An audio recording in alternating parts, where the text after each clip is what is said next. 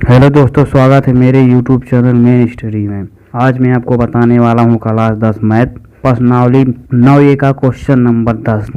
देखिए question number 10 क्या कह रहा है। भूमि से 60 मीटर की ऊंचाई पर एक पतंग उड़ रही है। पतंग में लगी डोर को अस्थायी रूप से भूमि के एक बिंदु से बांध दिया गया है। भूमि के साथ डोरी का झुकाव 60 डिग्री है। यह मानकर कि डोरी में कोई ढील नहीं है, डोरी की लंबाई ज्ञात कीजिए। तो चलिए मैं आपको इसको चित्र के माध्यम से समझाता हूँ। मान लीजिए कि ये बिंदु पतंग है जिसकी भूमि से लंबवत ऊंचाई कितनी है, 60 मीटर की है। और फिर क्या बोल रहा है, पतंग में लगी डोर को अस्थायी रूप से भूमि के एक बिंदु से बांध दिया गया है। तो मान लीजिए आपकी यही रेखा भूमि का सतह है और क्या बोल रहा है, भूमि के साथ डोरी का झुकाव 30 डिग्री का है। चलिए इसका हम नामांकन कर देते हैं। इसको, इस बिंदु को ए मान लेते हैं, इसको बी और इस बिंदु को सी। मान लीजिए बिंदु सी पतंग है और भूमि का सतह ए भी है और भूमि की सतह से पतंग की जो लंबवत ऊंचाई है, अर्थात यहाँ पर 90 अंश का कोण बना रहा है।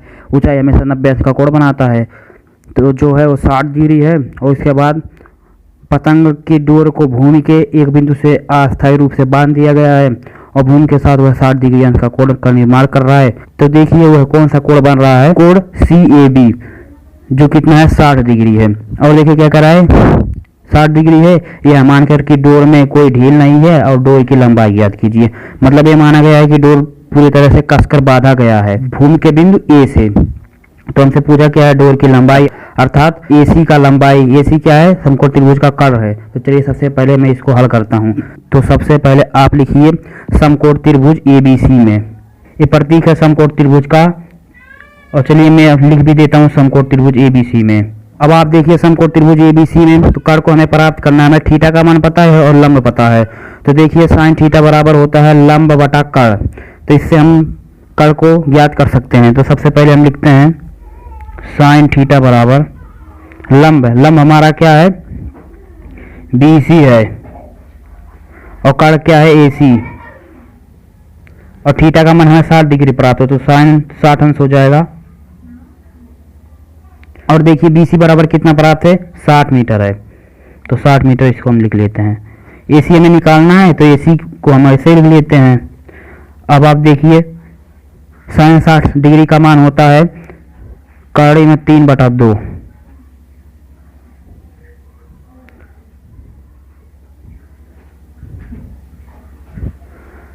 अब आप देखिए इसमें 3 गुणा कर दीजिए तो क्या हो जाएगा, AC गुणे कर्ण में 3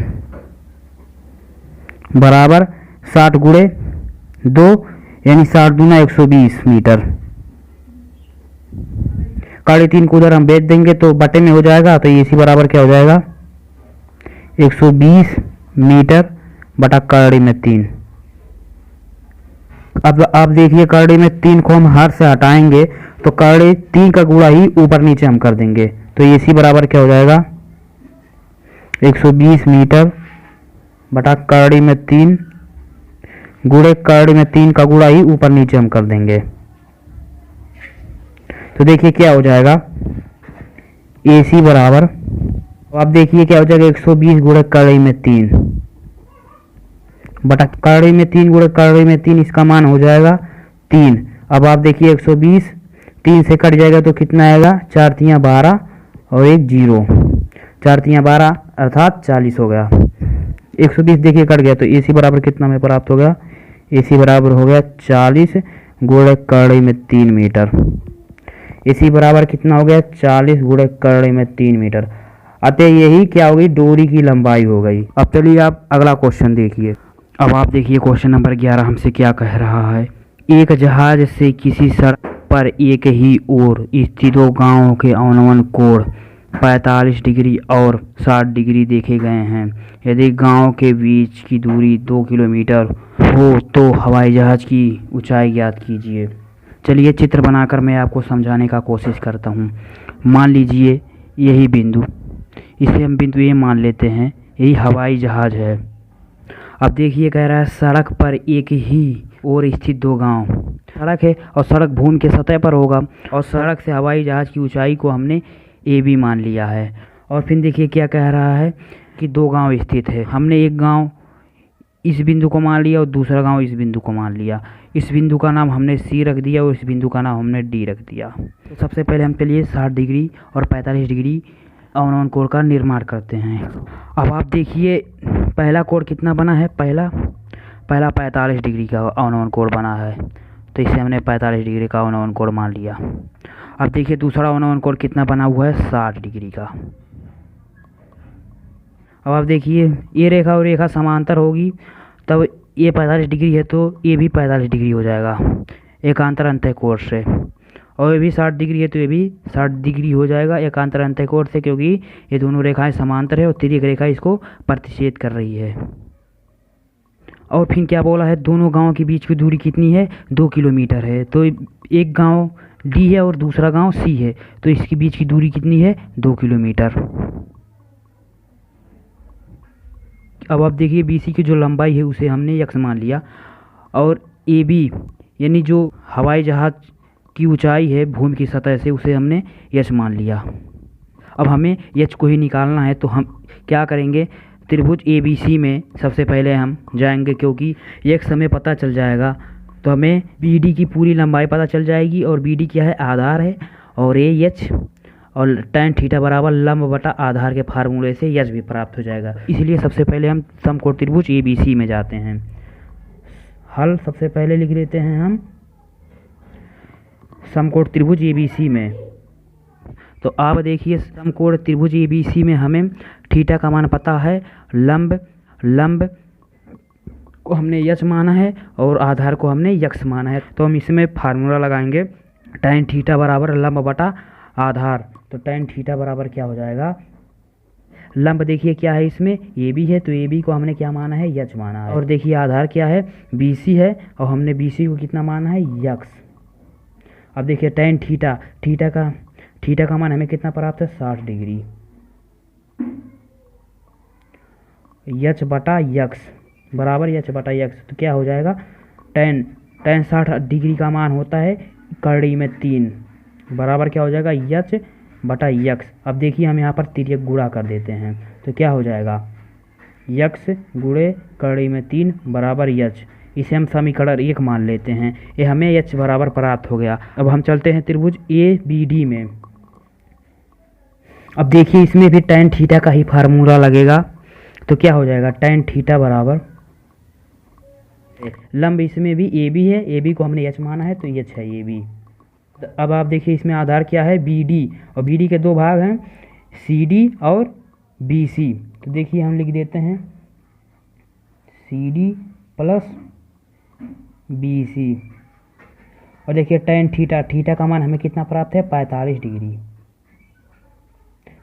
tan 45 डिग्री बराबर क्या हो जाएगा, यच बटा CD की जो लंबाई है वो हमें 2 किलोमीटर प्राप्त है, तो इसको हम दो लिखते हैं, किलोमीटर सब दिया हुआ है तो ABH भी किलोमीटर में आएगा, 2 प्लस, और BC को हमने यक्स माना है तो यक्स AB हो गया। वो आप देखिए tan 45 डिग्री का मान होता है 1 बराबर यच बटा 2 प्लस यक्स। अब देखिए इसमें हम तिर्यक गुणा कर देंगे, तो क्या हो जाएगा, 2 प्लस यक्स बराबर यच। अब आप देखिए समीकरण 1 से यच का मान रखने पर, समीकरण 1 से यच का मान रखने पर देखिए क्या हो जाएगा। अब चलिए इसको मैं आपको अगले पेज में बताता हूँ। यक्स गुणे कड़ी में 3 बराबर यच, ये समीकरण 1 है, इसे हम समीकरण 2 मान लेते हैं, और समीकरण 2 में यच का मान रखने पर अब आप देखिए समीकरण 2 बराबर क्या प्राप्त है, 2 प्लस यक्स बराबर यच।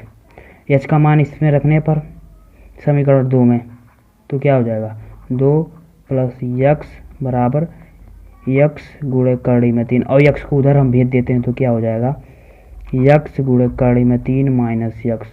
अब यक्स इसमें से हम कॉमन ले लेंगे, तो यक्स कॉमन हो जाएगा, कड़ी में 3 माइनस 1। अब आप देखिए इस वाले पद को उधर हम भेज देंगे तो ये बटे में हो जाएगा, तो यक्स बराबर क्या हो जाएगा, 2 बटे कड़ी में 3 माइनस 1। अब आप देखिए समीकरण 1, इसमें समीकरण 1 यानी इसमें यक्स का मान रखने पर। तो चलिए सबसे पहले हम इसको लिख लेते हैं। समीकरण 1 में यक्स का मान रखने पर आप देखिए यक्स बराबर हमें प्राप्त है 2 बटा कड़ी में 3 माइनस 1। तो यक्स बराबर 2 बटा कड़ी में 3 माइनस 1 गुणे कड़ी में 3 बराबर क्या है एच के। अब आप देखिए इसमें गुणा हो जाएगा तो 2 गुणे कड़ी में 3 बटा कड़ी में 3 माइनस 1 बराबर इधर लिख देते हैं हम एच को एच। तो आप देखिए इसका हम परमीकरण करते हैं। तो परमीकरण करने के लिए हम इस वाले पद के चिन्ह को अपोजिट का चिन्ह कर देते हैं। तो ये प्लस का है तो ये माइनस में हो जाएगा। तो क्या हो जाएगा 2 गुणे कड़ी में 3 बटा कड़ी में 3 माइनस 1 गुणे इस वाले पद का चिन्ह को हम बदल देंगे। तो क्या हो जाएगा कड़ी में 3 प्लस 1 ये माइनस में तो प्लस में हो जाएगा। अपोजिट वाले में बदलेंगे जब तो ये भी प्लस 1। अब इसमें जब हम गुणा करेंगे तो क्या हो जाएगा, इसका गुणा इसमें करेंगे तो देखिए 2 गुणे कड़ी में 3 का स्क्वायर, क्योंकि देखिए ये 2 बार है प्राप्त हुआ, प्लस 2 गुणे कड़ी में 3 बटा क्या हो जाएगा। अब आप देखिए ये एक फार्मूला है ए स्क्वायर माइनस बी स्क्वायर बराबर एक कोष्टक में ए माइनस बी और कोष्टक में ए प्लस बी। तो देखिए उसी प्रकार ए कड़ी में 3 ए है और जो 1 है वो बी है, तो इसमें वही फार्मूला लग जाएगा कड़ी में 3 का स्क्वायर माइनस ए का स्क्वायर। तो देखिए क्या हो जाएगा ए एच बराबर सब हमें प्राप्त हो रहा है एच बराबर। तो देखिए क्या हो जाएगा ये इसका कड़ी में 3 का स्क्वायर है तो ये 3 हो जाएगा। तो 3 दूना 6 और प्लस 2 गुणे कड़ी में 3 बटा ये देखिए स्क्वायर है तो ये भी 3 हो जाएगा माइनस 1। अब आप देखिए इसको हम यहाँ पर हल कर देते हैं तो क्या हो जाएगा एच बराबर 6 प्लस 2 गुणे कड़ी में 3 बटा 2। अब आप देखिए इसमें 2 हम कॉमन ले लेते हैं तो क्या हो जाएगा 2 जब हम कॉमन ले लेंगे 3 प्लस कड़ी में 3 बटा 2। अब आप देखिए 2 से 2 कट जाएगा तो एच बराबर क्या हो जाएगा 3 प्लस कड़ी में 3 एच बराबर फिर क्या हो जाएगा 3 प्लस। अब आप देखिए कड़ी में 3 का मान लगभग होता है 1.73। तो क्या हो जाएगा 3 है प्लस 1.73 तो हो जाएगा 4.73। अब आप देखिए एच बराबर हमने 4.73 प्राप्त किया है तो 1 किलोमीटर में हो जाएगा, क्योंकि सब हमें किलोमीटर में दिया हुआ है। तो चलिए अगले पेज में हम आपको बताते हैं। अब आप देखिए एच बराबर हमने 4.73 किलोमीटर प्राप्त कर लिया। जो एच है वही भूमि की सतह से हवाई जहाज की ऊंचाई है। तो आप देखिए भूमि की सतह से हवाई जहाज की ऊंचाई हमें कितना प्राप्त हो गया 4.73 किलोमीटर। ये किलोमीटर में है तो ये भी किलोमीटर में हो जाएगा, क्योंकि इसमें जो मात्रक दिया हुआ है वो किलोमीटर में है। अगर आपको कोई परेशानी हो तो प्लीज़ कमेंट में बताइए, मैं उसका उत्तर आपको दूंगा। अगर आपको मेरी वीडियो अच्छा लगा हुआ हो तो वीडियो को लाइक शेयर कमेंट तथा चैनल को सब्सक्राइब कीजिए। वीडियो देखने के लिए धन्यवाद।